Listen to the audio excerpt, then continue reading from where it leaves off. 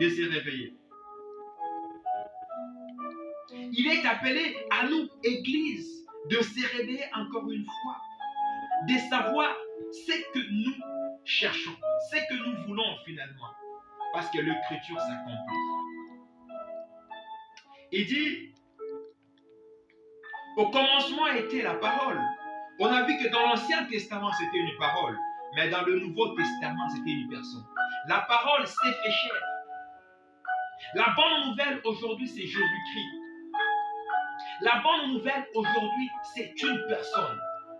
Et cette personne s'appelle le Seigneur Jésus-Christ. Et il dit que aujourd'hui, cette parole s'accomplit parce que quand Jésus-Christ vient, il vient t'apporter la guérison.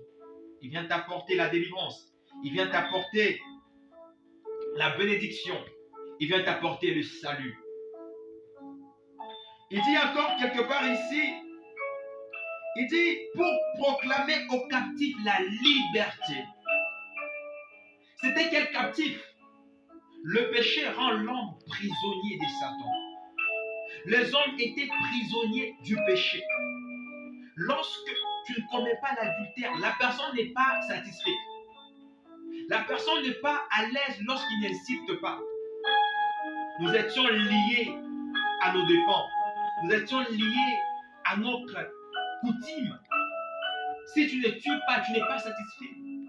Si tu n'insultes pas aujourd'hui, tu n'es pas satisfait. C'est que tu es captif. Et Jésus-Christ est venu te libérer de cette captivité.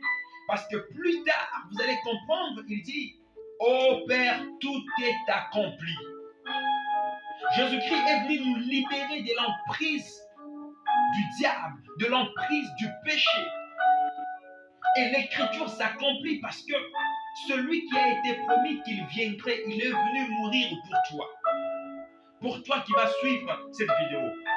Jésus-Christ est venu mourir pour toi afin que tu lui donnes ta vie de péché, afin que tu lui donnes ta vie d'adultère, afin que tu lui donnes ta vie d'impudicité, d'immoralité, et qu'il te donne sa vie de sainteté. C'est là qu'il dit encore, pour publier une année de grâce de l'Éternel. La Bible est en train de dire, ma soeur, la grâce est une grâce. Mon frère, papa, maman, la grâce est une grâce pour celui qui la reçoit.